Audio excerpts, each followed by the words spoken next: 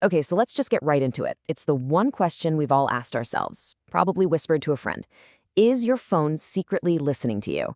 You know the feeling, you're talking about something totally random, and then, just minutes later, an ad for that exact thing pops up. Is it just a crazy coincidence, or is something else going on? Get this. This story from a Reddit user is maybe one of the wildest examples I've ever seen. A casual chat about an old, kind of niche video game console, followed by an ad that is literally impossible.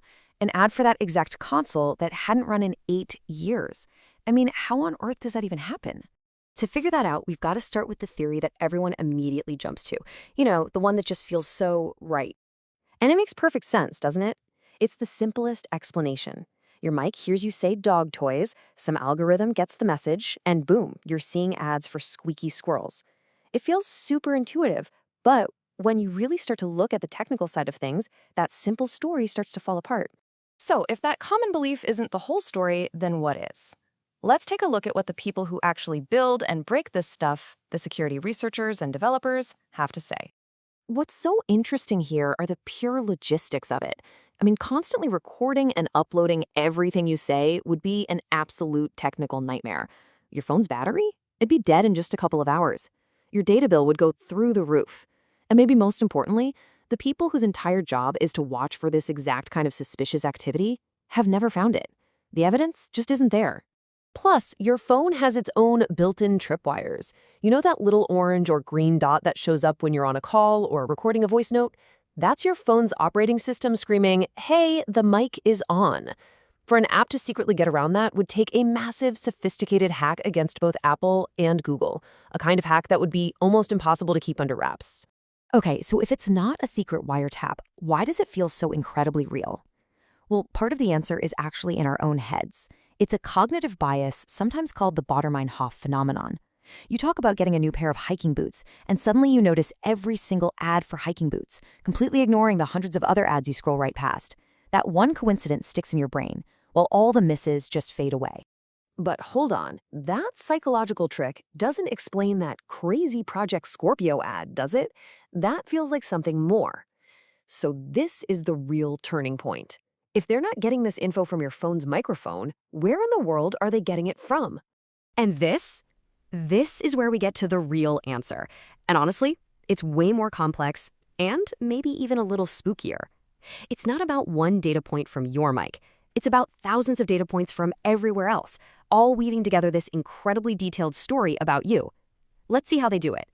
Okay, let's break this down because it's pretty wild. First, the system knows who you're physically near using signals like Bluetooth and shared Wi-Fi.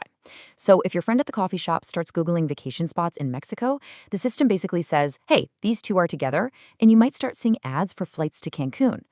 It knows every store you visit or even just walk past. It knows what you buy from your credit card history and loyalty programs. And this is the final brilliant step.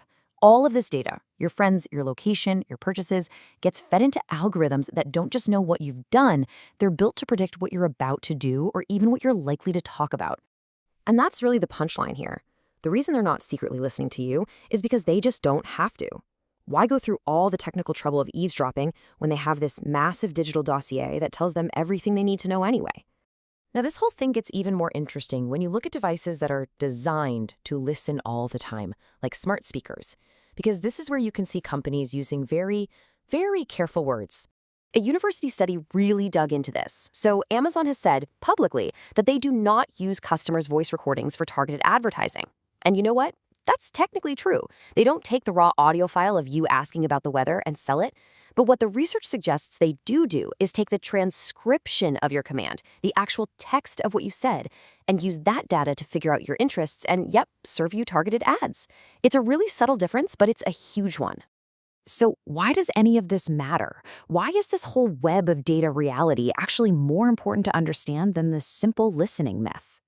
Because the myth almost lets us off the hook. A phone that's listening feels like a bug, you know? A flaw that could be fixed.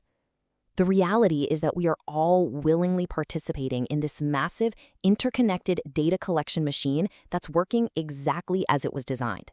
It's not a glitch in your room, it's the entire architecture of the modern internet that you carry around in your pocket. And that really just leaves us with one final thought.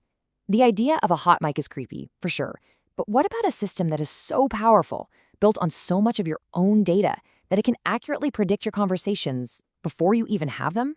Which of those is actually the scarier future?